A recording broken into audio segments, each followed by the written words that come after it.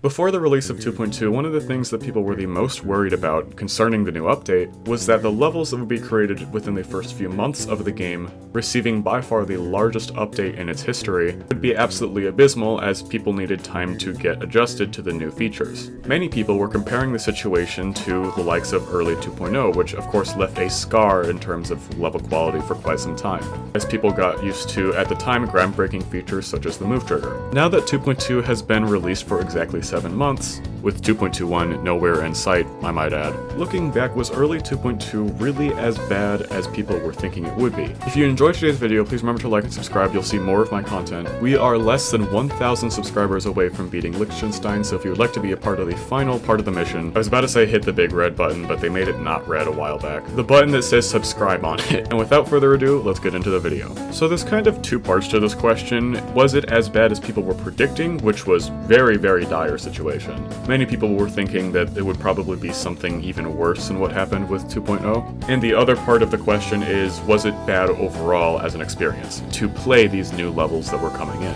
So first off, the predictions that were being made about 2.2's release were often about the random trigger and the unpredictability of adding these new features into everyday levels, because a lot of these didn't really have visual cues. Similar to the move trigger in 2.0, basically the idea was that once 2.2 came out, people would start using all of these new features without really thinking about if the player was expecting those features. For example, you might be about to crash into a wall and think that you're going to die, but actually there's an arrow trigger and you go along the wall.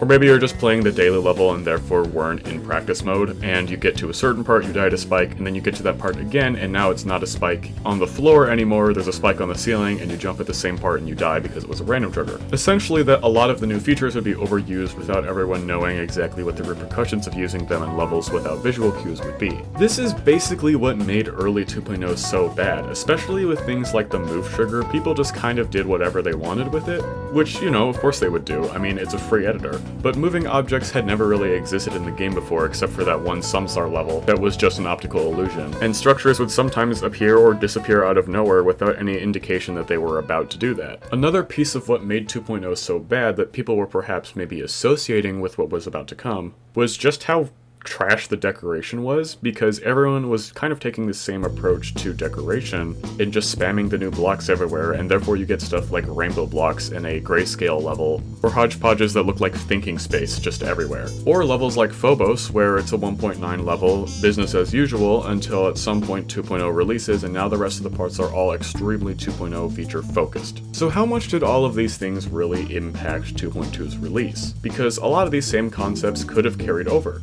Upon 2.2's release, it had been over 6 years since 2.1 released. It wasn't like the previous updates where the eras of the game were dictated by the different updates that they were in and the new building blocks that came with them. We had gone through several building style eras between these two updates. Things like early 2.1 that were a lot more reminiscent of Fingerdash, that were much more similar to earlier eras of the game, then to things like the modern design and glow design becoming more popular, the rise and complete fall off of court design, and then realism becoming more and more popular within different Geometry Dash levels as time went on. Not to mention different gameplay styles coming in and out of the community as well. Because of all this development, the creators that had the most attention on them were very, very skilled at making sure their levels were fun and enjoyable to look at, and all had their own different distinct styles. On top of this, all of the new objects that were added, including the entire tab of pixel objects, were so numerous that you didn't need to blend the old features with the new. You could just make an entire level that looked like it only had 2.2 objects in it. For example, basically any pixel level within the past 6 months. So because this is kind of where the community was at, most of the main focus was on these creators that were making some absolutely banger creations. Levels like Chromicide were where most of the conversation was, instead of levels like ripping off or recreating the new levels like Deadlocked, and so most people imitated those creations instead of just going full Little Timmy mode in the editor. On top of this, if people really just wanted lazy creator points, you could just make the most basic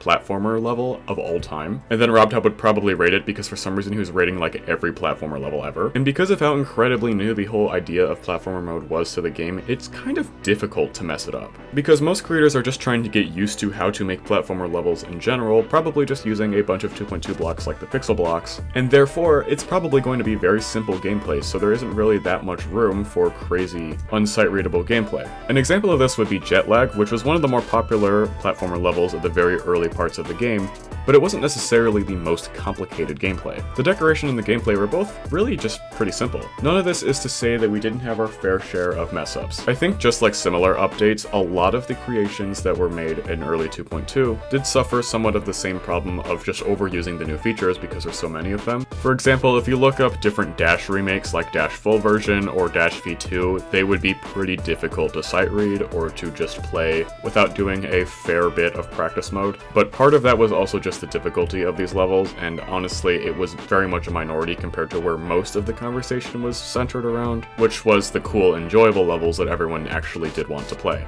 Now there's one other major factor that I haven't mentioned yet that I'm sure a lot of you probably saw coming, and that is the lobotomy trend. The lobotomy level trend needs no introduction. I don't even know what level I'm going to play in the background for this part of the video, but the emergence of the idea of brain rot humor in internet culture sort of, I think, partially led to this. From there was kind of a split between making genuinely something that was interesting or something that you were proud of within 2.2, which of course took more skill and self-control, and just going hog wild with the editor, making whatever the hell you wanted, regardless if it was fun to play or not, and then just making it funny. And bear with me on this, I think the lobotomy trend partially saved 2.2 from being as bad as 2.0, in terms of the early stages of the update being pretty unplayable.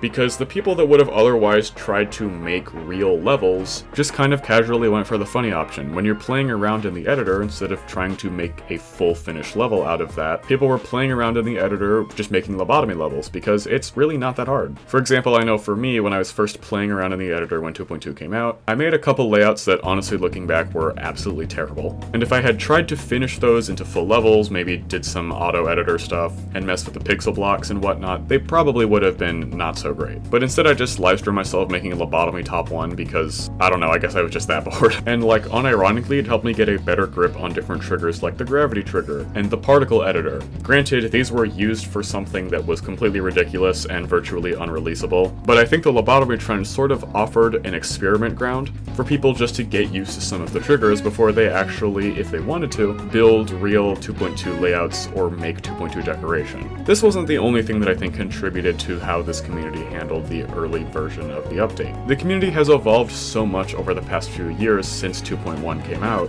to the point where a lot of people really had a comfortable place in creating before 2.2 released, to the point where 2.2 releasing kind of didn't really affect a lot of upcoming projects. There didn't seem to be some compulsion for a lot of creators to suddenly make something so focused around the new update. Huge projects like Orochi or Eternus or Ascension to Heaven were virtually unchanged other than maybe adding some shader effects that they would have probably wanted in the level before 2.2 anyways, just to enhance the atmosphere, or gameplay changes because the physics change of 2.2 was really the thing that led to the most controversy. Overall, I would say for sure that early 2.2 was definitely not as bad as early 2.0, and I would also say that early 2.2 was in general not really a terrible experience, especially if you had already been in the community for, let's say, over a year when the update dropped. It was honestly just such a shock to your system and so surreal that it way more than made up for any inconvenience of having to wade through a bunch of lobotomy levels in order to find something interesting to play. That being said, the jury's still out on how enjoyable it really was, considering that we are only 7 months into the release and 5 months out from the 1-year anniversary of it dropping. And we have a lot of time to get even better as a community before RobTub drops 2.21 in like 2028. Seriously though, RobTub was floating the idea of 2.3 being out within the first 6 months of 2.2, which did not pan out well. So yeah, that's it for today's video. If you did enjoy, please remember to like, subscribe, and all that. If you would like to, you can join my Discord server. The link is in the description below. Stay safe out there, everyone, and as always, thank you for watching, and I will see you all in the next one.